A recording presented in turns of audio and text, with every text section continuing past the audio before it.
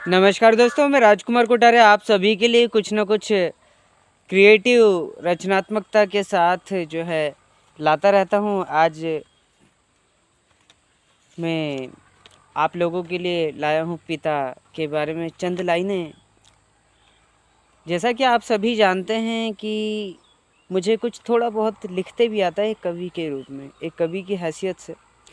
मुझे कोई प्लेटफॉर्म नहीं मिला है, मुझे कोई तकलीफ़ नहीं है, कोई प्लेटफॉर्म नहीं मिला है, लेकिन हाँ, मुझसे जो हो सकता है अपने पिता के लिए, क्योंकि मैं हर एक व्यक्ति के बारे में लिखता हूँ, लेकिन मैं उस पिता को कैसे भूल जाऊँ जिसने हमें सब, हर एक चीज़, हर एक सुविधा, हर एक रास्ता हमारे लिए खोला है।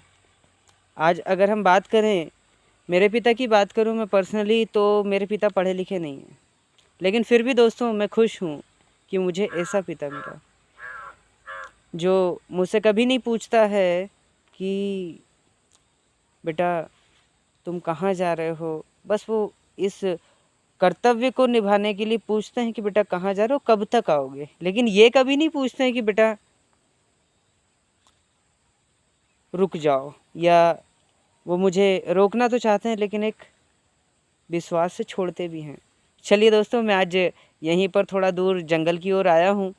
आज आपको कुछ लाइनें सुनाऊंगा पिता के लिए, क्योंकि सभी माँ के लिए लिखते हैं। मैंने ज़्यादातर लाइनें पिता के बारे में सुनी हैं, लेकिन माँ के बारे में, पिता के बारे में नहीं, मतलब माँ के बारे में लोग ज़्यादा लिखते हैं, पिता के बारे में कम लिखते हैं।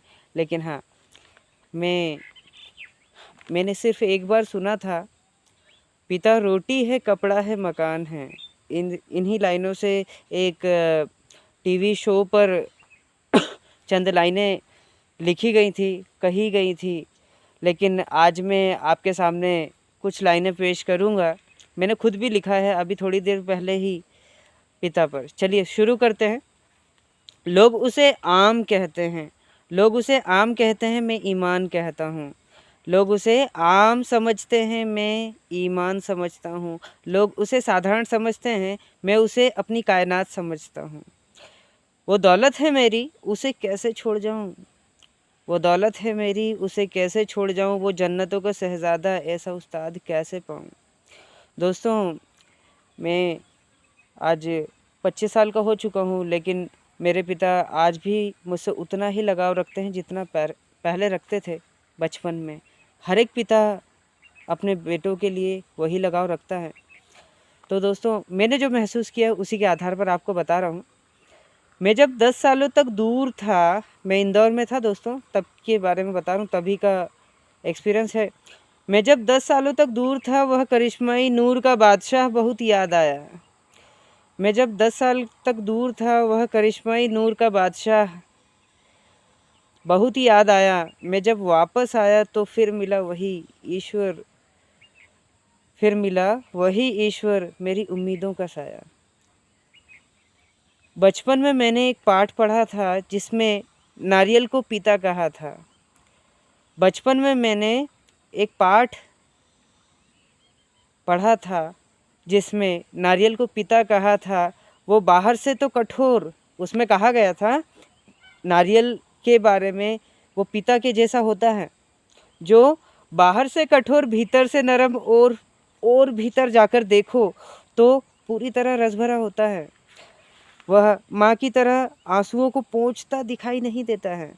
दोस्तों, हम लोग देखते हैं कि माँ तो अपने आंसुओं के थ्रू, अपने आंसुओं के द्वारा अपने दर्द बता देती है, लेकिन वो पिता कैसे बताएगा। उसी पर मैंने कहा है, वह माँ की तरह आंसुओं को पोंछता दिखाई नहीं देता है। वह तो अपने दोनों बेटों पर, हम 2 भाई हैं, अपने बारे में ही बताया है मैंने, वह तो अपने दोनों बेटों पर पूरी दौलत लुटा देने वाला भगवान शिव ही होता है। मैं अपने पिता को शिव ही समझता हूँ दोस्तों।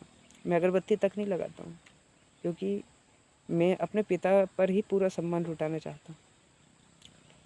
आखिर आपको कुछ लाइनें बोलूँगा। वह कभी अपने बेटों को पीट भी दे, वह कभी अपने बेटों को पीट भी दे, तो बेटा बस रोता दिखाई देता है।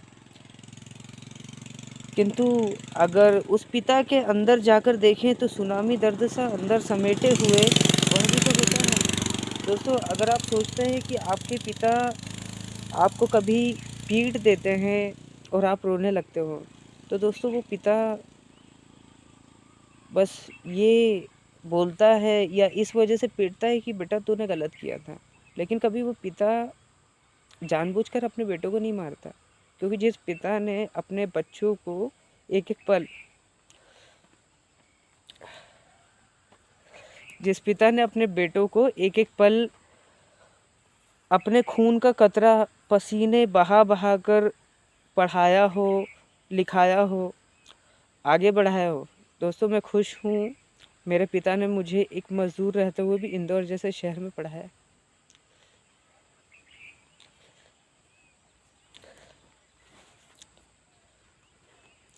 बस इसी वजह से आज मुझे ऐसा लगा कि हाँ, मुझे कुछ लाइनें लिखनी चाहिए। चलो बोलता हूँ मैं आगे। वह कम पढ़ा लिखा है। लोग कहते हैं तेरा पिता तो निरक्षर है, तेरा पिता पढ़ा लिखा नहीं है। मेरे पिता ने बहुत सारा पैसा दूसरे लोगों को उधार दिया था, जब वो आज के करीब 10 साल 15 साल हो गए हैं, क्योंकि वो भोले हैं बहुत। मैं उन्हें हमेशा मना किया करता था, आज भी मना करता हूँ। आज भी वो किसी का दर्द नहीं सह पाते और बहुत सारा जो है इधर उधर जहाँ भी उन्हें लगता है वो वहाँ देते रहते थे, इसलिए मैं उन्हें चिल्ला भी देता हूँ। लेकिन दोस्तों, मैं अंदर से कभी उन्हें तकलीफ़ नहीं देना चाहता। चलिए मैं आगे, ये तो खैर मेरा वैचारिक एक मत है, अपने पिता के लिए सोच है। चलिए मैं आगे बढ़ता हूँ। वह कम पढ़ा लिखा है या कुछ भी नहीं पढ़ा लिखा है, ऐसा लोग कहते हैं। लोग कहते हैं कि भाई तेरा बाप पढ़ा लिखा नहीं है, तू क्यों अपने बाप के लिए इतना परेशान होता है। पर उसे परिस्थितियों ने पांडित्य सिखा दिया है, वह दुनिया का सबसे बड़ा बिजनेसमैन है नहीं है। कितनी दौलत उसने कमाई है पता नहीं, लेकिन हाँ, वो दुनिया का सबसे बड़ा उस्ताद है। तभी तो उसने अपने बेटों के रूप में ऐसी जन्नतें पाई है। वो अपने बेटों से कभी उम्मीद नहीं रखता, वो तो बस ये कहता है बेटा तुम अपने लिए करते जाओ, तुम अपने लिए दौलत कमा लो, हमारे लिए कमाओ चाहे मत कमाओ, हमें फ़र्क नहीं पड़ेगा, हम हमारे लिए कमा लेंगे, पर तुम हमेशा खुश रहना, आबाद रहना, दुनिया की दौलत को समेटना, अपने पिता के बारे में, अपनी माँ के बारे में सोचना नहीं सोचना फ़र्क नहीं पड़ता, बस हमें या हमारी इज्जत पर दाग न लगने देना। ऐसा मेरे पिता सोचते हैं, हमेशा ऐसा कहते हैं। ऐसी ही तो दौलत मैंने पाई है। चलिए आगे बोलता हूँ। खुद जिंदगी भर फटे कपड़े पहनकर मेरे लिए वह आसमां आज भी खड़ा है। दोस्तों, मैं अगर अपनी बात करूं तो मैं आज अच्छे कपड़े पहनता हूं, पहले भी अच्छे कपड़े पहनता था, लेकिन मेरे पिता को कभी मैंने अच्छा कपड़ा पहनते नहीं देखा।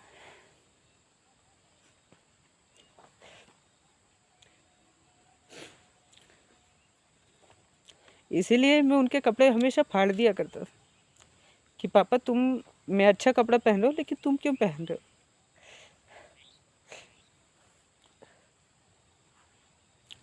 आगे बोलता हूँ।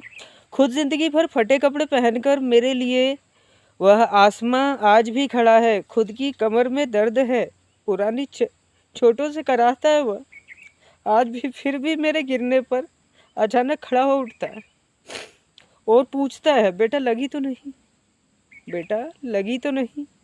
खुद को भूलकर ऐसा पिता, शिव और अल्लाह, ईसा मसीह, गुरु नानक, कोई सा भी देवी देवता हो तो दोस्तों उससे भी बड़ा है। मेरे पास शब्द नहीं है ऐसे पिता के लिए। मेरे पिता गरीब ज़रूर हैं, लेकिन दोस्तों मेरे पिता जैसा पिता तो नहीं देखा मैंने।